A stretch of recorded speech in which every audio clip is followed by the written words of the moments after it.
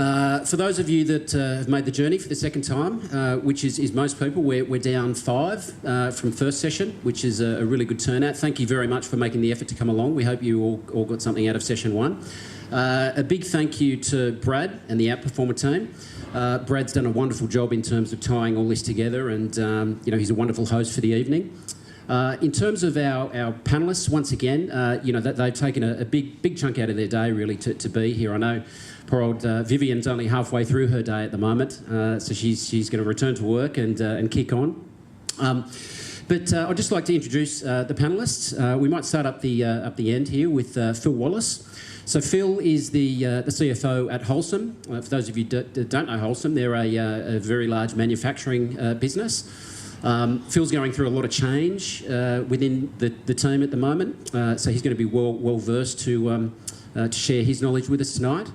So thank you, Phil, for coming along. Now, he's the only guy I know. He's another brainwashed Queenslander, born in Melbourne, yet loves Queensland, lives in New South Wales. And then we've got the lovely Lorna Raine with us. Lorna again has given up her time. She's got 2 young kids at home, so to rip her away for her family and have her here this evening is fabulous. So thank you very much, Lorna. So Lorna is the CFO over at George Weston Foods and has been there since 2014. Yep. And then we have Aaron Canning. I'm sure most of you would have seen Aaron. Aaron is the CFO down at Blackmores. Again, another business that's gone through a lot of change. But Aaron, I read today your grandmother was a passionate herbalist, and certainly that's part of your inspiration and journey of the change that's going on down there at Blackmores. And then finally, Vivien Quinn. And again, Vivien is the CFO of Canon. I caught up with Vivien a couple of weeks ago, and certainly she had some really good ideas and content around collaboration, which will really tie in nicely to tonight in terms of the transformation and stakeholder centricity part that Brad is going to talk about now. So once again, that's it from us. You won't hear from us again. Thank you very much for attending, and hopefully you get something else out of this evening. Thank you. Thank you, Sean. And for reference, Sean is a Parramatta supporter. So he's had a tough life, be nice to him.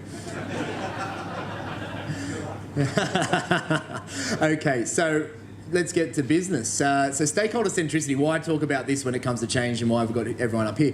The notion of stakeholder centricity comes from the point of view of creating value for the business, and we are here to when we talk about change, we're taking people on a journey as much as we are changing processes and systems. Now, of course, in finance, we protect the business through compliance and governance and things that help us maintain some element of control, but obviously we are also more so in the as we emerge and grow as a community, keen to steer finance's value creation in an organisation. So today's conversation is really around in change and obviously in our service of business. Why is stakeholder centricity? Why are our people important, and how do we serve them in the best way possible?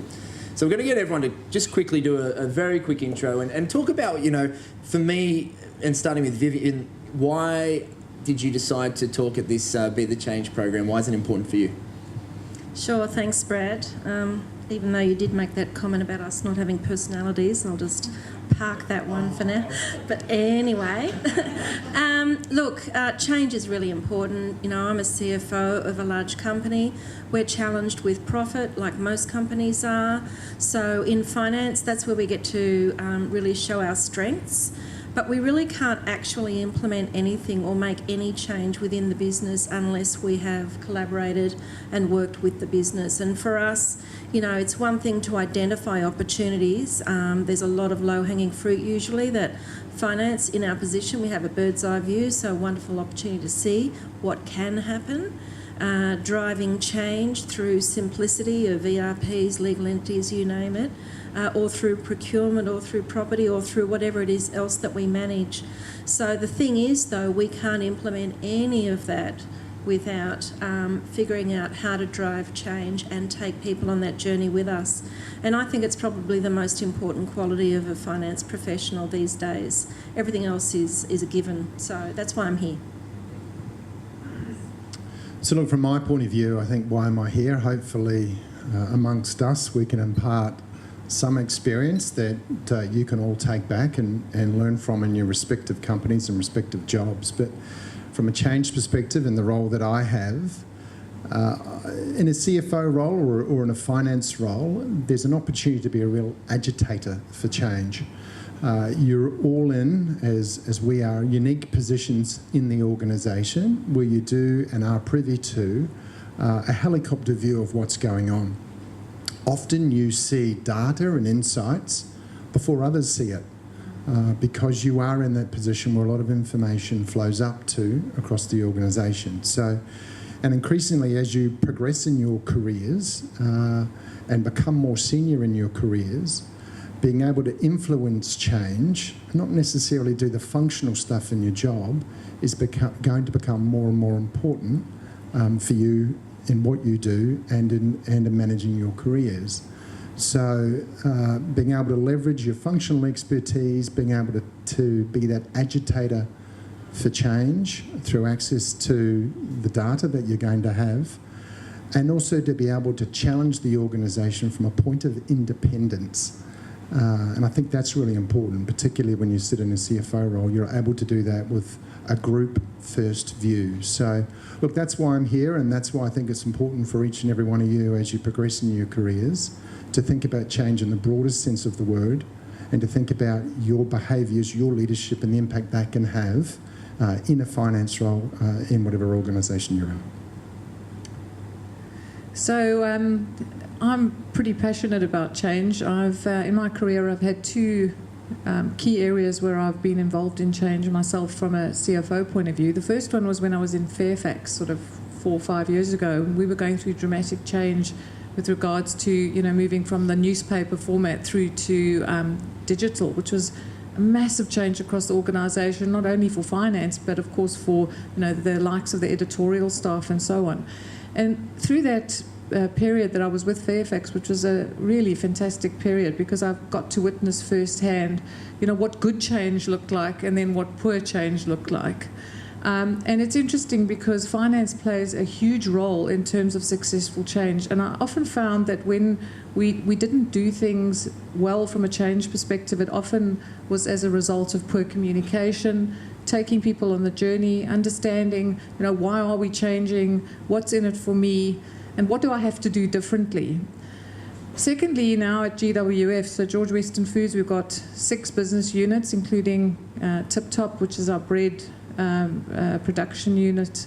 We've got Don Small Goods and a number of other food manufacturing plants. We're under ongoing stress from retailers to in terms of margins. We've got to cut costs on an ongoing basis. And, for us, it's also about, ongoing change and taking costs out of the business. So, again, finance plays a huge role in terms of not only identifying, where we can take costs out, but also being part of that whole change process. Currently, we're looking at some areas around, automation. We're even looking at data analytics, which for us is quite a bold step, given, we're quite an old industry. So, I've really had a great opportunity to see the good, the bad and the ugly of change, and hopefully in this segment I can give you some sort of advice. So there you go. So I agree with everything that's been said. The thing that I would add is I recently changed roles. Now recently I mean about 15 months ago, to a new role, different industry, different sector. When I reflect back on my career with Diageo, which is a 21-year career across many jurisdictions, lots of different things, change was the constant. Not only do you become change fatigued, but you then become change resilient. So it's kind of an interesting journey. Now I'm at Holcim, where I'm actually trying to affect change, and I'm trying to accelerate things in my finance function and everywhere else. So when we spoke about doing this session, it was more about, okay, how do you watch yourself in terms of change fatigue and being change resilient, and then how do you find a way to reinvigorate yourself in that situation so that you're actually being a change catalyst? Because everything everyone's just said is absolutely true. We see everything as a finance team. We're often involved in some great conversations, but if we're not there in the moment looking for the opportunity, you can miss it, and you can miss some pretty big stuff. Thank you, Phil. And I guess for me, there's a lot in that already. There's a lot of value that's dropping out of those initial intentions around why people are here and what they think about change. And I think that piece that leading on to the next question where Aaron mentioned of that group-centric view or what my role of independence plays. So the next question I want to ask, and it builds on this conversation tonight about stakeholder centricity, is if we're, as finance, if we've got this purpose to be here for the business, and we talk about that, the value we create, we use that term. What does that really mean? And when you think about your environment, what's the purpose look like for finance? How is that brought to life? Okay. So our purpose is to deliver valuable and timely insights to the business to drive performance, and that's really what every member of the finance team aims to deliver. I can't say hand on heart that we're there yet. I can say that a lot of my staff are there yet, but we've got 18 legal entities, 5 ERPs. We've got a lot of complexity in our business. We are also doing data analytics, but we're not there yet with the bird's eye view automatically. So we have a lot of work to do to really drive those insights. Where I want to get to is where that information is at our fingertips and people are not spending time producing it but actually analysing it and adding that value. And I know that my guys want to do that too. So we're on a journey to that. Look, from my point of view, what value does finance add? So yes, all the fiduciary responsibilities, the providing of information in a timely and accurate way, look, those are all hygiene factors as far as I'm concerned. And if you're not delivering on those, then you've got a real fundamental problem. And quite frankly, if you look forward, a lot of those things will be done by others. So if you're looking at how you're going to manage your career forward, I'd be cognizant of that. So for me, the finance piece is about all the other added value pieces it can deliver. And increasingly, I see that going beyond the bounds of pure functional finance, so tax, treasury, FP&A, all that sort of stuff. And finance is uniquely positioned, I think, to go into broader areas to add value. So things like strategy execution, things like project management offices, things like systems integrations and IT management, M&A, of course. And those are the real things that I think from a business point of view, aside from doing all the day-to-day stuff, which I call hygiene factors, is really where the value adds of finance and generally pretty bright people in finance with a good understanding of the business can really show the organisation what they can bring to a company and be a point of difference when you go from one company to another. Because at the end of the day, whatever industry you're in, the basics of finance are pretty much the same. And so what can you do differently as a leader in your respective companies and functions? It's those other value-added pieces. So I just encourage you to stretch yourself, to broaden yourself in that respect. And I think that's where the value added can come from. So we've got quite an interesting business structure. So we're owned by a UK holding company, Associated British Foods. And we run sort of like, I could liken it to a sort of a Wesfarmers type model. So we've got really decentralised businesses. So we don't subscribe to a centralised business model. So we've got a really lean, small centre of technical experts, for lack of a better word. And then all the ownership and autonomy lies in our business units. So we've got two sort of interesting roles that finance plays across the business unit. So in my group team, which is roughly 20-odd finance team members, the main role of our finance team is really to enable and make it easy for our business units to do business and get close to their customers. So really, the interesting with us is with our business model is we're trying not to push stuff down to our business units. We're trying to actually remove bureaucracy so that they can actually get to, executing their strategy. So the skill sets that my finance team need in the group office is actually quite different to what we need in the business units. And actually in the group office setting is actually a bit more tricky because we're not pushing information down towards our business units and trying not to push decision making down. Actually, it's more of an influencing role, which actually is quite tricky oftentimes from a finance executive point of view. So those are the things we're grappling with at Group Office. In terms of the business units where it's all happening, where the money's actually made, it's very much driving a business partnering capability, and we are still on a journey, in my opinion. I think we really haven't got there. I mean, to Aaron's point, it is all about adding value from a business partnering point of view, because to your point, a lot of stuff's actually going to be automated in the future. I mean, we're looking at automating heaps of transactional, commodity type activities, and finance executives need to actually develop that sort of the soft skills, and we often sort of put them down as being, soft skills, but I think into the future they're going to be highly relevant and highly important. How do we engage with our stakeholders? How do we, bring the stories to life with regards to, the financial data? And how do we actually have courageous conversations with people so that we can actually make the right decisions at the end of the day? So these are sort of the things I'm grappling with my finance team. I had an offsite for the last 2 days just actually talking about courageous conversations. How do we lean in to difficult conversations with our stakeholders, because they actually find it quite tricky. And it's so important, if we're going to add value as a finance team, that we're prepared to have some tricky conversations with our stakeholders.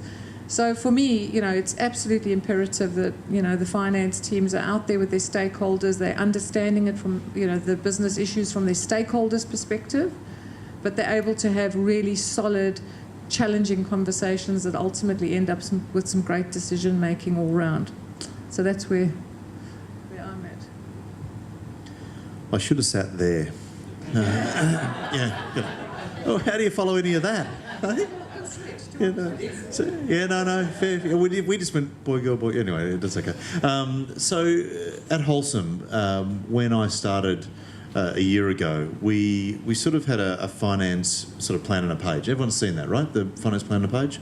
Our mantra now is trusted business partners driving great business performance. 2 words in there really important: trusted and driving. Now, you wouldn't think that they're a massive deal, but actually when we peeled back the onion and worked out what our people wanted to do, i.e. where they thought they could add value, they wanted trusted, because all the insight we've been talking about, our data, the analytics, all the fact base would come from them. And driving was because they felt as though they wanted to make a difference. And so whether or not those words work for you or whether they don't work for you, every time I sit down with a stakeholder, I sort of go, in my brain, I go, am I trusted in this moment? Do I have the information? And what outcome am I going to drive?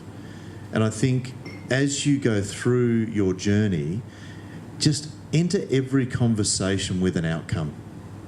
And it might be the outcome is that, I just get John, who's been, in my case, a quarry manager for 40 years, looking at a different report because I'm his business partner. But I can affect that change, and that'll change the outcome later on.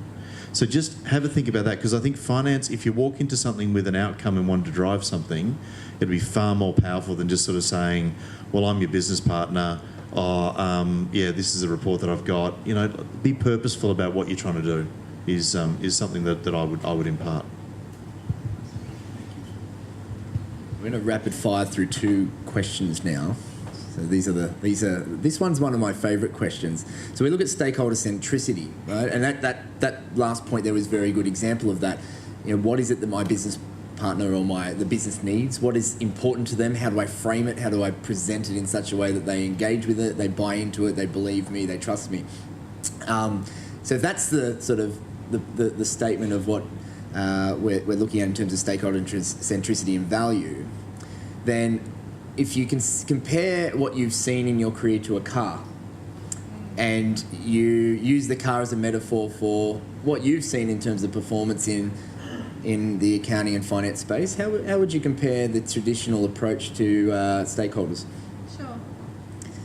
So when I think about that question, the first thing that came to my mind was a Tesla. And the reason is, in finance, because of our bird's eye view, we have a wonderful opportunity to make a big difference. we are really, really lucky, much luckier than almost anyone else in the organisation, actually.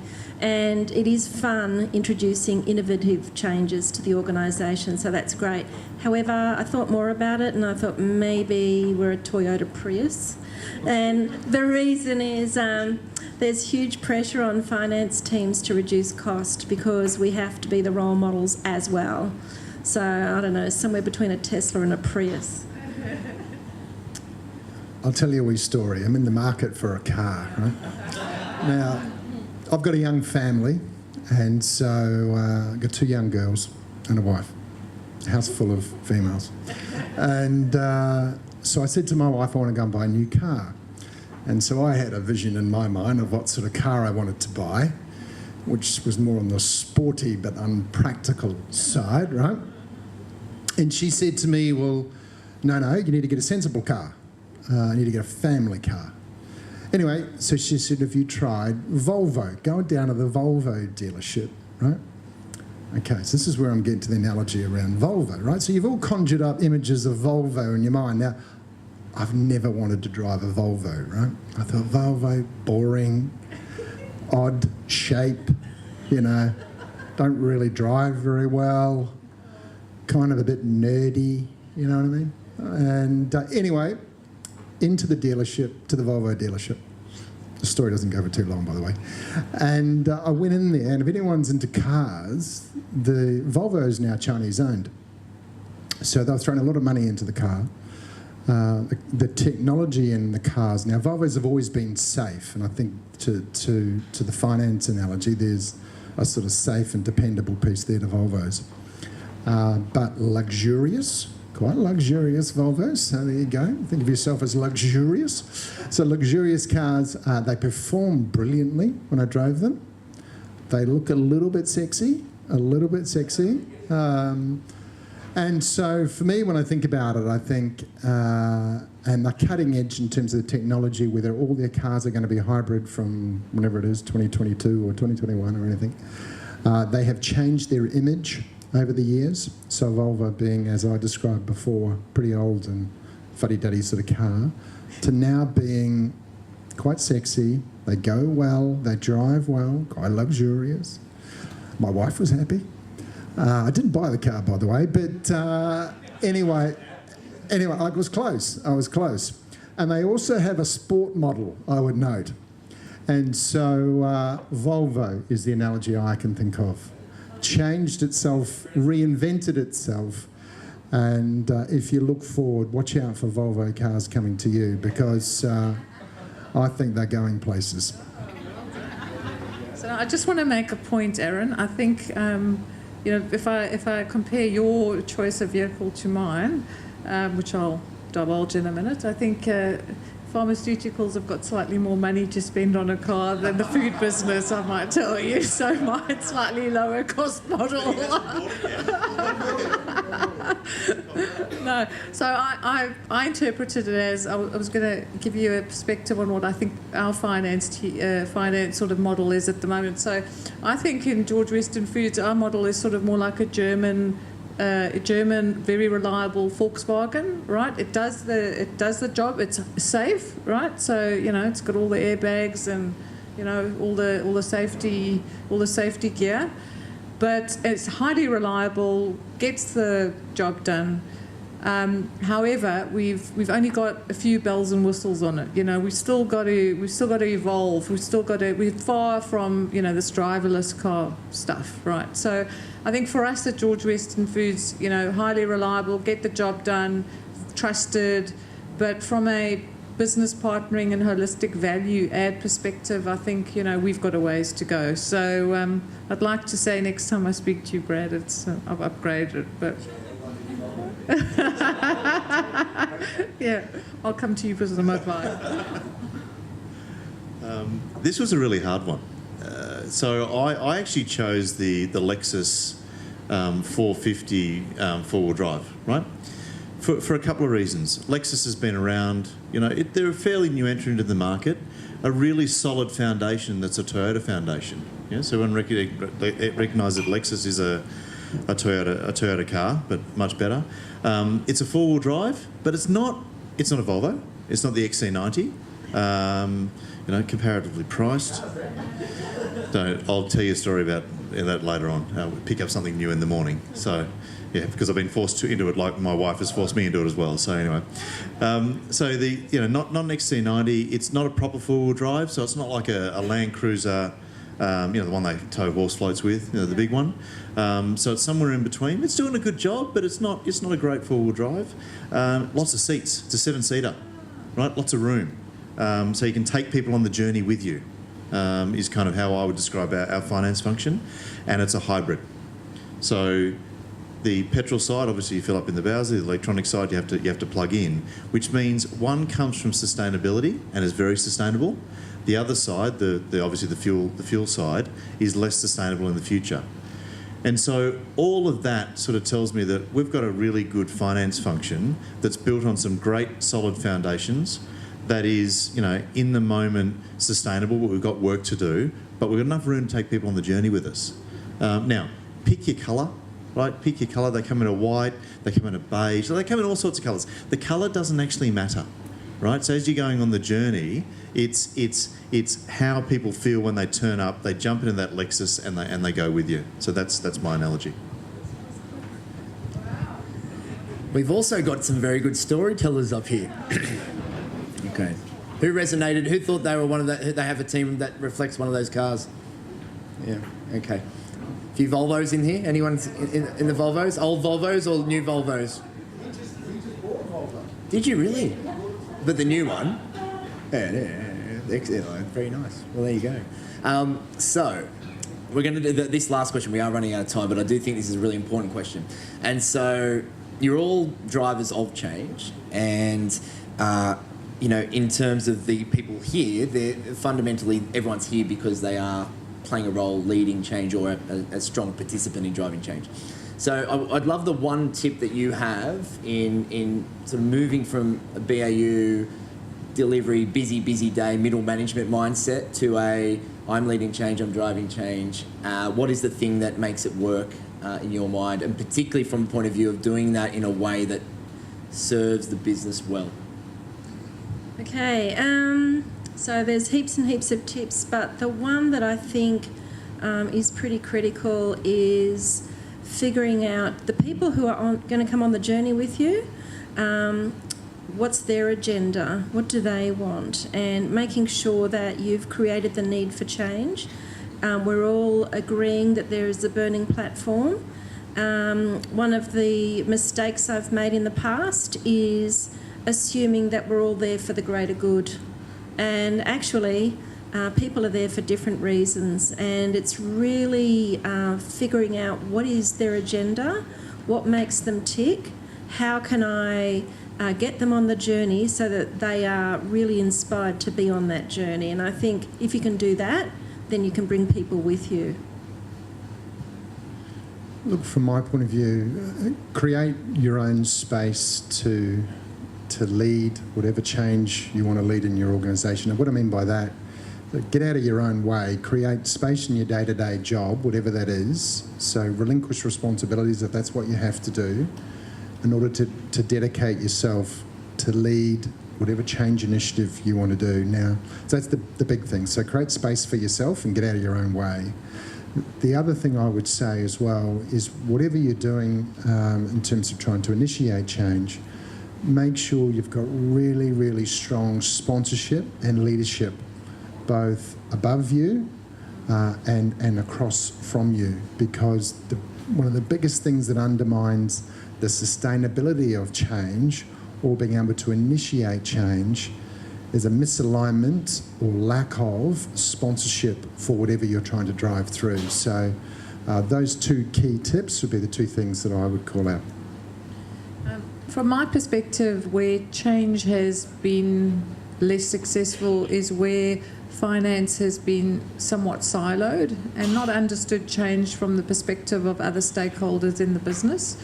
When I think back to my days in Fairfax of changing over to a outsourced call centre model, just, understanding the true implications on customers, on other stakeholders in the business was critical, and we really didn't do that. We understood it from a financial lens, but not from a broader business lens.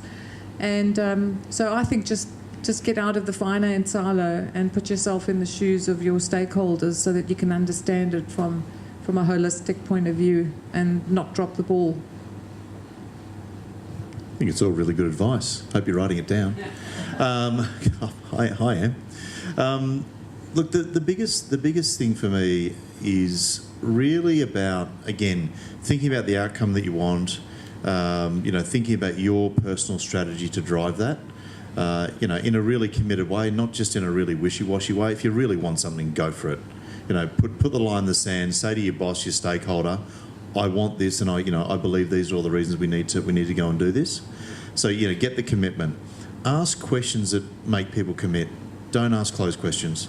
Think about the questions you're going to ask people as you're engaging them on the change journey, not to trap them, not to corral them, but to get their commitment so they come with you on the change, so leading through that. And the last thing is find someone neutral to talk to. Find someone who's a colleague in a different part of the business, or, your wife or your husband or someone. So when it gets really hard and you can't talk to anyone in the organisation, you've got a sounding board. Because that's the one thing that I'll tell you that I miss right now. I don't have a big enough sounding board for some of the things I want to do, because some people haven't seen the journey before, or other people just, they're not, you're just in the organisation and they're in the day-to-day. So get that sounding board, and that will really reap rewards for you. And it could be, someone at table 3 talking to someone at table 2 and saying, hey, we're going through a similar challenge. I don't know, but find it, because it's really valuable. Well, you might have a few people here to talk to. All right, we have run out of time, but first of all, I want to thank our awesome panel. Thank you. I always learn a lot when I listen to these. Can I just get a show of hands, who wrote down something that actually was a big penny dropping moment for you? That was useful, that you said that was something good for me. Yep, nice. Thank you. There you go. Got half the room. Vivian, Aaron, Lorna and Phil, thank you very much. Get a round of applause. Okay.